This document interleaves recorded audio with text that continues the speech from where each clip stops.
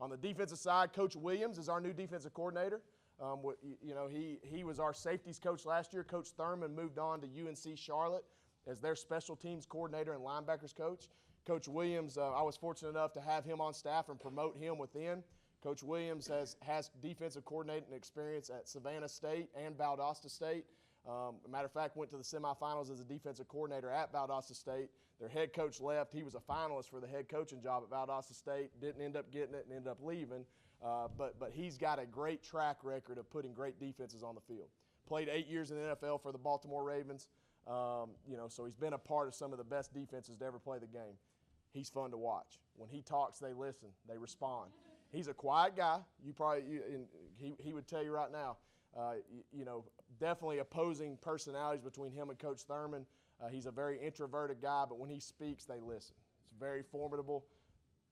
He means it, and it's fun to watch. So I'm very excited about Coach Williams. A little bit more of an aggressive style defense. You won't see us sitting on our heels as much. You'll see a little bit more blitz packages, fronts moving around, letting our playmakers make plays. So I'm excited about that. That's something that I talked to him about, possibly pushing us forward a little bit more with maybe a more of an NFL style man coverage. Let's bring a little bit more pressure than what we possibly have the last 2 years to maybe add some turnovers, add some excitement on that defensive side, and our guys are responding to it, and I'm excited about it. Defensively, on the defensive line, we've done a great job, kind of a lot like wide receiver, very inexperienced in some spots, but very talented. Nathan Grant comes back. He's an all-conference type defensive end. And Austin Norris comes back as a starter in our one of our interior defensive line spots. Javius Brown is back on the inside. But you're going to hear a lot of new names in this area, a lot of new names, some young guys that are going to have to step up, with the loss of a couple guys over the last few years that have been, presence every Saturday, and that's what we have to be. J.W. Jones is a name you'll hear. Jeremiah Gray is a name you'll hear. DJ Reed is a name you'll hear. Those guys are really good football players. So I'm very excited about that defensive line front. Coach Davis has been our defensive line coach here for the last 4 years. He knows what a defensive front looks like, and he knows this is a good group. We'll see how in shape we are. We've got to have, you got to be 2 or 3 deep at that spot, especially early in the year. So we'll see how we handle the tempo of Western Kentucky on Thursday. I feel good about it. At linebacker, excited about that group. Brought in 2 mid-year guys that have been through us through spring, and Malik Wilson from Dodge City Community College and T.J. Campbell from Colin Community College. Both of those guys will be impact guys. Maybe one of my most excited the most excited players I am, as much as those 2 receivers I was talking about, as those offensive linemen, is a kid named Darren Davenport from Fort Smith Southside. He's a true freshman. He will run out there first. He'll be our starting will linebacker. Great story on Darren. We were planning on gray shirt and Darren. So when I say gray shirt, we were going to sign him in December. Had a spot open up, and we're fortunate enough to have Darren ready to go. We signed him at the end of July. He showed up to campus. All of our freshmen come in June and July. Darren showed up basically August 1st. Came in, and what a great story. Has learned the defense.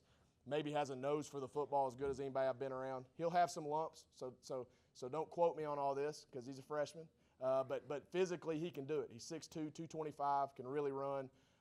We could look up at the end of the year and he could be a 100-tackle guy. I really believe that. Very special kid. Very excited about him to go along with a couple other guys that'll factor into the mix. Our secondary should be one of our strengths of our team. 5 of our top 6 guys are back in our secondary from last year's team. Very excited about our corner group. Robert Rochelle is a preseason all-conference corner. Duke Upshaw is to me an all-conference caliber corner. And then Trey Mosley got granted his 6th year, fortunately in the offseason, to come back and play as a graduate. So very excited about our secondary. And then Juan Jackson at safety has led us in tackles the last 2 years, is back. So in a very fast-paced way, I feel good. Now the question marks, if you ask me, for inexperienced wide receivers and defensive line. Not necessarily talent, but inexperience. So we'll see how they respond. That's one of the fun things about being a coach and in-game adjustments is seeing how they're going to act when the fire's blowing. We don't want any of them peeing down their leg. That's the main thing, So, we try to simulate as much as we can throughout camp and all that, but you can only do so much. So Thursday I'll get here. Specialist-wise, I failed to mention that, Hayden Ray will handle our kicking duties. We know Hayden's had some big kicks for us in the past. He'll take the place of Matt Cummins for field goals and kickoffs. Taylor Wallace is back as our punter. I think he's one of the more consistent punters in the league. Reeve Wood's back as our snapper. Will Seiler will handle our holding. And we've got a really, really strong young kid, and Chandler Coffron, a freshman from Memphis, one of the top 20 kickers in the nation when we signed him, who we hope at some point, at least this year, will take over the kickoff duties because he's got a big leg. We just got to continue to develop consistency with him. That being said, if you can't tell, I'm excited. I'm ready to go. I'm tired of talking about it. You know, it gets to this point in the process in the summer where you're just ready to roll the ball out there and see how good you are. I think we've got the pedigree of a championship team.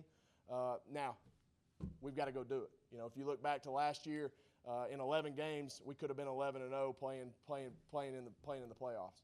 I mean, we had a shot in every game in the fourth quarter to win the game. The ball didn't bounce that way. That's football. So we've got to do all the little things right to let the big things happen, and that's something we focused on in the offseason.